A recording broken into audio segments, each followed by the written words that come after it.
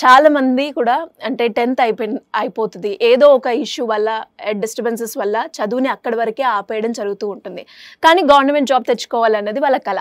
So అలా 10th class pass అయినా అక్కడి వరకే చదువుకునే వాళ్ళు ఎవరైనా కూడా గవర్నమెంట్ జాబ్ తెచ్చుకునే స్కోప్ ఉందంటారా? డెఫినెట్గా అమ్మా. ఏ రకంగా సార్? అంటే వివిధ రంగాల్లో ఫస్ట్ బ్యాంకింగ్ సెక్టార్ తీసుకున్నాం అనుకో అమ్మా, 10th క్లాస్ క్వాలిఫికేషన్తో ఎగ్జామ్ రాయడానికి అవకాశం ఉంది. అందరూ లేదనుకుంటారు. అది ఆఫీస్ అటెండెంట్లు అంటే గ్రూప్ 4 ఉద్యోగాలమ్మా.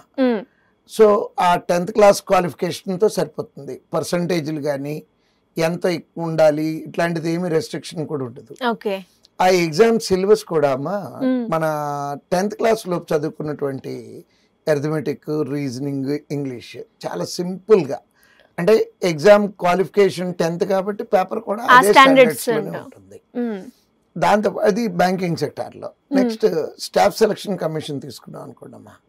స్టాఫ్ సెలక్షన్ కమిషన్లో ఎంటీఎస్ అంటారు, మల్టీ టాస్కింగ్ జాబ్. అంటే క్లరికల్ క్యాడర్ కన్నా తక్కువ, అటెండర్ కన్నా కొంచెం ఎక్కువ.